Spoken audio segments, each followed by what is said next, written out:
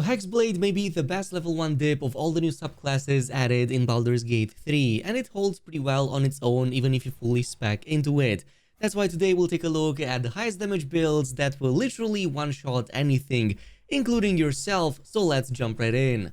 That being said, Hexblade is one of the new subclasses added with patch 8, and literally from level 1, it brings so many benefits. It gives you the Hexblade curse mechanic, which makes it easier for you to critical hit targets. You get a number of amazing abilities outright, like Armor of Agathis, Eldritch Blast, the Shield, also Booming Blade, which is a very strong ability to have that synergizes very well with that. Plus, later down the line, you have many other solid options like the Shadow Blade that, in my opinion, is really cool, plus many minion mechanics to play alongside that. So here's what we're dealing with in terms of the background. Half Orc is likely going to be your best candidate if you want to fully maximize your damage. That is because of the Savage Attack's passive, since we're going to be landing a ton of critical hits anyway because of the class mechanics. This is going to let us deal an extra dice of weapon damage when that happens, so it really helps to increase that damage even more. We also get a bit of dark vision, but we're going to get a much better version within the first few levels. However, other races can also work. You can go with Elf, Half Elf, you can also go with Zerial Tiefling. I went with that on a Paladin slash Hexblade combo that I'm going to show you in just a little bit. So literally pick your poison, but Half Orc is going to be the max damage nonetheless. From this point on, this is what we're going with in terms of the other options. If you're going with the first couple of cantrips, you're definitely going to want to pick Booming Blade, as that's going to be your highest source of damage early on. It also gives you that thunder damage debuff, so if enemies move, they get damaged as well. And along the way, we're going with the Eldritch Blast for some ranged options. Obviously, we're going to pick the subclass, the Hexblade over here, which gives us access to some of the new class mechanics. We're also going to go with some of these spells right here. One is going to be Hex, since it helps quite a bit with extra damage, but the other one, for now, I'm picking Wrathful Smite. You can also go with Armor of Agathis. However, I'm going to replace this at level 3 quickly for the Shadow Blade and then regain it a little bit later down the line. In terms of the background, I typically go with Entertainer for the acrobatics and performance bonus, and for abilities, this is what we're using, mainly Charisma and Dexterity. 16, 16 or 17, 16 depending on your preference. We don't really need strength nor intelligence, and we can go with about like 12 points into wisdom and 14 into constitution. We are going to use some concentration spells, quite a lot of them actually, so having a high constitution is going to be important here as well. And from this point on, up until rank 3, here's what we're going to be doing. In level 2, we're going to get Armor of Agathis, Shield, or Wrathful Smite, depending which one you did not pick in the previous screen, as we're going to replace one later down the line. Then for Eldritch Incantations, I immediately like going for Devil's Sight, as we're going to use Darkness, and this is going to let us see through both magical and non-magical darkness. So this is the best version of them all, plus one with the Shadow. This just gives us one invisibility ability to use when we are in danger, or if you want to do some, I don't know, sneak attacks, it can definitely help with that too. And once we hit level 3, we can get both Darkness and Shadow Blade. So in the spells category, I'm going to pick Darkness, and then I'm going to replace the previous Smite attack with the new Shadow Blade for permanent advantage on attacks. And finally, the Pact of the Blade. This gives us Bind Pact Weapon, which is going to synergize very well with our Hexblade curse mechanic. And now we have literally one of the strongest combos in the game at level 3. We have the Shadow Blade, which gives us this weapon right here that lasts up until long rest. And this Shadow Blade gets advantage on attack rolls when you hit targets that are heavily or lightly obscured. And guess what? That's literally going to be Darkness. We get to use that. It blinds everybody else except for us because we have the passive. So we're free to hit everybody, and we have increased chances to hit them with all of our attacks as long as we have the Shadow Blade.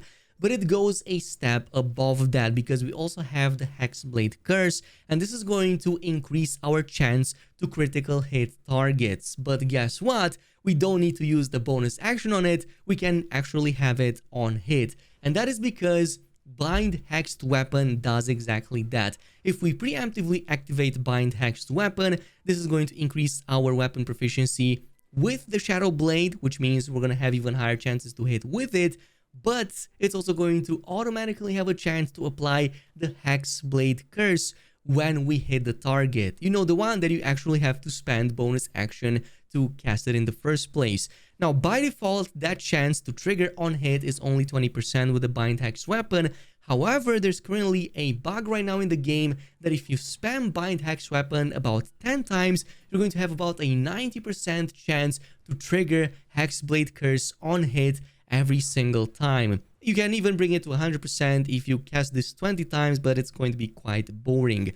So until that gets fixed, you can use this, but once it gets fixed, you can definitely just resort to the 20% chance and cast the bonus action Hexblade Curse for literally the same effect. Now, you can definitely progress with pure Hexblade up until level 12, case in which you can go with the same route as I am, picking Bone Chill at level 4 and also going with the Misty Step until we get the boots that give us that. That's going to be very useful to get out of harm's way or get closer with gap closing abilities. And in terms of the feat, obviously, ability is going to be the most important here, going with Charisma as that's going to scale our damage the highest, fully prioritizing that. Now, once we hit level 5, we get the Deepened Pact, which basically makes our blade to gain an extra attack with the Pact weapon, which is going to help a ton. We can also go with another spell over here. In this case, you can go with Hunger of Hadar. You can also go with Counter Spell, which is really good, or even Mirror Image if you want more AC. For Eldritch Invocation, we can go with Repelling Blast and eventually Agonizing Blast as well. We can definitely boost the Eldritch Blast too. Then at level 6, we get Accursed Spectre, which basically lets you raise an Accursed Spectre that will fight alongside you if you or anybody in your party defeats a target that's affected by Hexblade Curse. You can even have multiple of these summoned in the same fight, which can be really helpful, but you cannot control them, so they will pretty much do their own thing. They do have some interesting abilities depending on the size of the monster that you consume. So for example, smaller ones don't really give you much, but then for medium ones, you get Devour Soul, which basically deals some damage and also heals you. And finally, for the large gargantuan sized corpses, you also get like these really cool sickles in each of the hands that basically makes them deal a lot more damage. Now, once you hit level 7, Hexblade gets an ability that's unique only to this subclass, which is the Staggering Smite. This has the possibility to stagger the target, which makes it so that they can't make any reactions and are more likely to miss. So you can definitely take this since it's quite strong. And we get another Eldritch Incantation. In this case, you can go with either the Book of Ancient Secrets, which lets you cast these spells right here pretty much only at the cost of an action up until a long rest. So only once per long rest, but you get Chromatic Orb. You also have like the Silence Dome over there, so you can use that. But since I don't want to occupy my skill bar too much, I'm going with the Agonizing Blast here, since we're going to use Eldritch Blast quite a bit. So this is going to make it now scale with the Charisma modifier and deal even more damage. From here, just pick whichever spell you think is strongest for you. At level 8, you're going to want to pick another 2 points into Charisma, which will bring you to 20. Then at level 9, we're going to have another spell. In this case, you can go with the Banishing Smite, which is really strong actually, and I recommend using this, especially if the target is below 50 HP. You can basically banish it into another realm for a moment. Plus, it deals some really good force damage in this case, so nothing will resist it almost.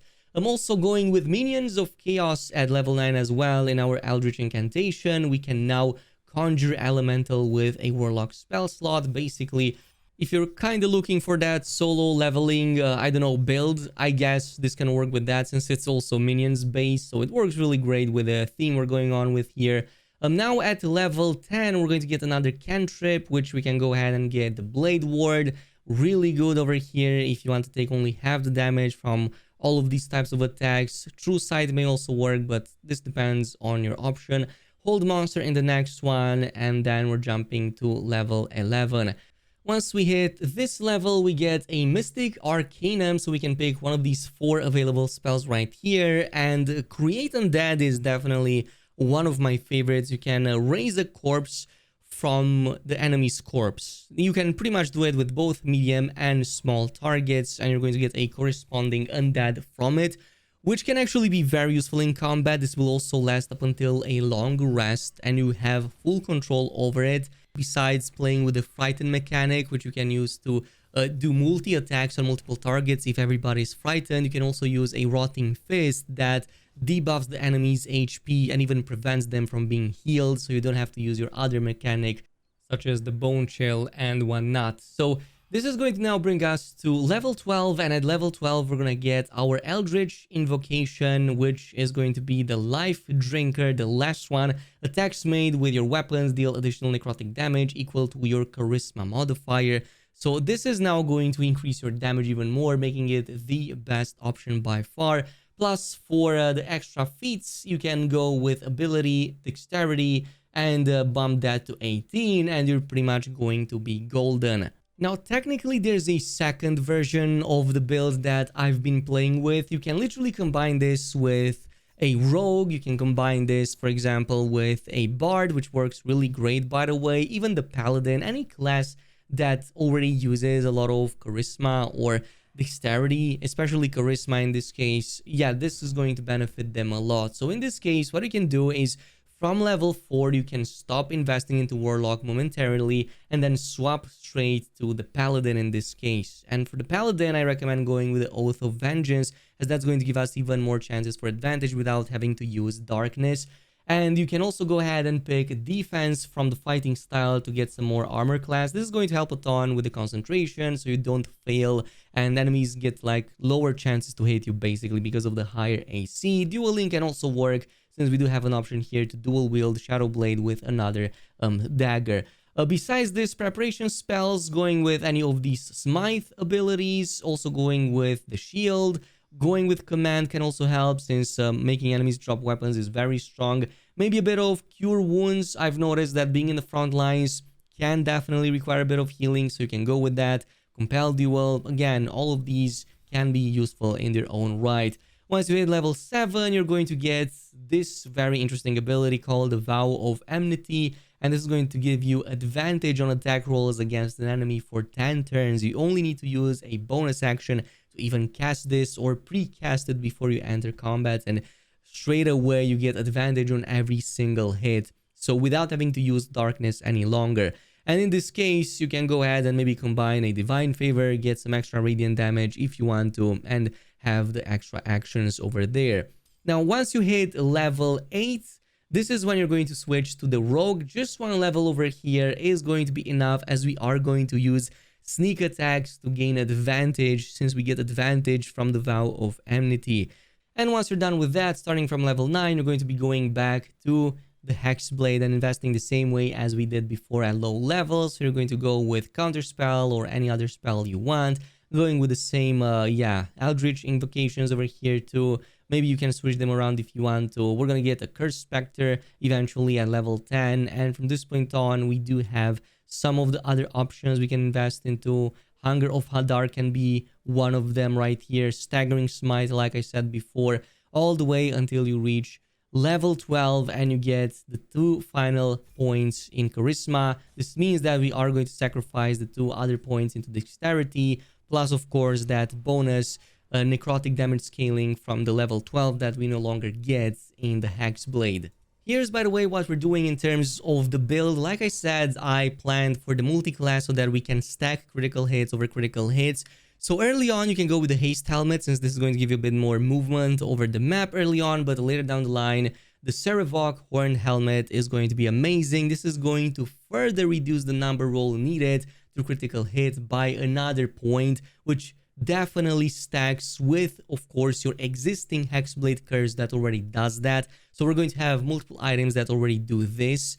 In terms of the chest piece, we're going with Adamanted Scale Mail early on. This is going to prevent critical hits on you. It's pretty good in terms of AC. It's also going to be early on, but eventually we're going to replace this with Armor of Agility, which is going to give us a ton of AC. Basically, it's going to take into account our agility / dexterity modifier to improve our armor class, so jumping from 14 AC to 21 with this alone, which is nuts. For our gloves, we're going with Gloves of the Growling Underdog early on, since this gives us advantage on melee attack rolls, but only if we're surrounded by at least 2 or more enemies.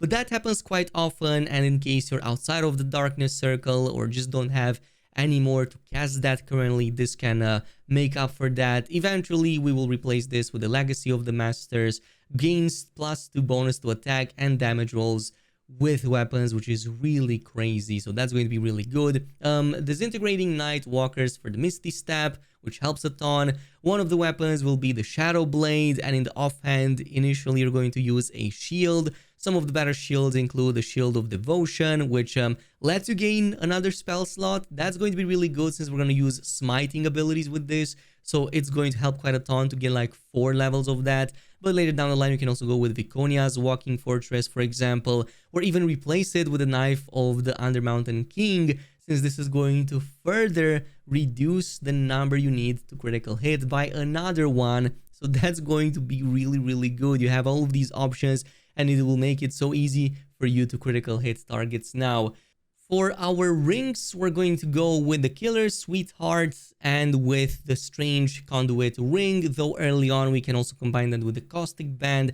And now we get extra 2 acid damage per hit, plus 1 to 4 psychic damage if we're concentrating on a spell, which we kind of will early on since we use Darkness. So that means a lot of concentration, but we have other concentration spells along the way to use too.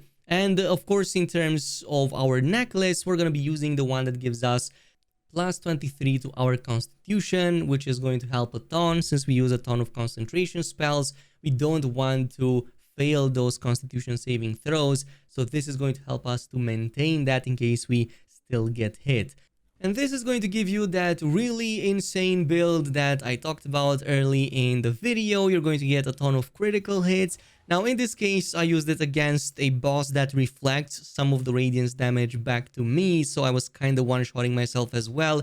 But you can see how crazy it can get. 120 plus damage, full-on crits over crits over crits, which is really crazy. It kind of feels like Hexblade is the next step for a crit-based Paladin, such as the one that we talked about before, like last year.